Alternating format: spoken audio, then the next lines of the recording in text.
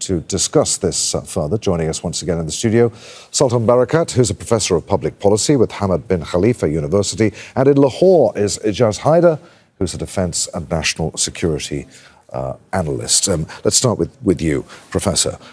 We know what the US wants. How easy would that be for Iran to give? You were saying when we spoke an hour ago that there is no nuclear program anyway. Well, there is no program on the ground, but it is in the minds of the Americans and the Israelis as is there as a threat.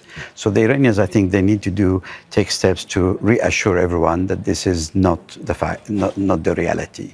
And now they're in a much better position than they were a few months ago to do so because of the various destruction that they've suffered, but also because of the international interest, growing interest in the issue. But if I may just go back to the issue of release of assets, because that's quite important as a confidence-building exercise. Last year there were negotiations between the Iranians and the Americans that led to the release of 5 prisoners on both sides. And there were assets that were approved to be released, and those were held back. So now I think maybe the Americans have an opportunity to offer that those assets can be already used by the Iranians because they were linked to previous round of talks in order to encourage the Iranians and to build a degree of confidence with them. And it's true that the Americans, and now you can add to that, Abu Dhabi holds billions of dollars for the Iranians. Of course, from the Iranian perspective, it's not enough just to have a ceasefire. They want to have they want to reach a state where they are part of the international community again.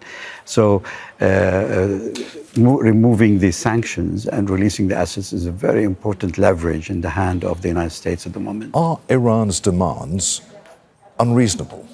I mean, if you listen to what the US president says, Iran is being completely unreasonable. But when you sit and look at things sensibly, it doesn't seem as though Iran is asking too much. No, I mean, if you look at it from their perspective, they are asking for what is their right, basically. So the enrichment of uranium and the development of a power-based program using nuclear energy is their right. And they should be able to have a program that is independent of the international community. It's very odd, although some countries have accepted it and they're using this sort of arrangements. It's very odd to be reliant on other nations to supply you with the uranium to be able to generate the energy. It defeats the purpose. If you still have to buy it from somewhere else, what's the point of developing your own independent energy? And it plays into that whole sort of colonial arrangement that you must come to one of us, the big fives plus Israel, to be able to have your program. So basically they have a point there. The difficulty I think we have with them, particularly in this region, is the way they were totally off target in their actions around the Arab Spring and the way they intervened in a lot of affairs around the Arab world that were totally unnecessary. And now they realize that. They've just fueled sectarian conflicts across the region that have now come to bite them again. I mean, they must regret a lot of these interventions. And we saw the way they withdrew from Syria very, very quickly. And I suspect they'll probably do the same with Yemen and elsewhere. That agenda does not help their own national development. Ejaz Haider, President Trump said earlier on Saturday that the US is actively clearing the Strait of Hormuz. What militarily does that operation involve, and why now? Is it a dangerous moment to do that while talks are underway there in Islamabad? Well, I mean, President Trump, if he could clear the Strait of Hormuz, frankly, his delegation would not have been in Islamabad. Of course, I'm not saying that clearing and cleansing the Strait of Hormuz is the only factor here. But operationally speaking, the kind of assets that he would need to deploy, especially if they also have to confront the Iranian response, it'll be extremely difficult. I mean, we know that he's already been calling upon various other countries, including his NATO allies, has been really cut up with them for not responding to that. So I don't think it's something that can be done easily and without a cost. I also believe that at this point in time, it's more about bluster than anything else. He is desperately trying to sell the idea that this war that he started, which essentially is Netanyahu's war, who sold it to him, is something that the Americans or the United States of America has gotten something out of this, which obviously is not right. It's incorrect, and I mean people know this even in the United States. There's so much criticism of this war and how this has been conducted. But I don't think that this is the time for him to actually go for something like this. There was a lot of talk about shallow ground incursions taking over the Kharg Island or some of the coastal areas, this rescue op that they mounted, and the cost that they had to pay for that obviously also played an important role in determining operationally that this is not something that can actually happen. But the important thing is... Yeah. Very briefly, because time is tight, given everything that has happened in recent weeks, the escalation we saw beforehand, how much of an achievement is it as far as Pakistan is concerned, simply to have got these two sides in a room and talking face to face? It's important. I mean, Pakistan has been working the phones. They've been in contact with the Iranians. They've been in contact with President Trump and his team.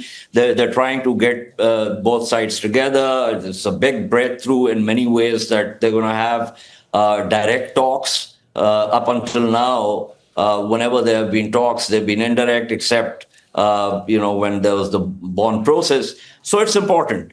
But essentially, the idea is there a mutually hurting stalemate here? That's one thing.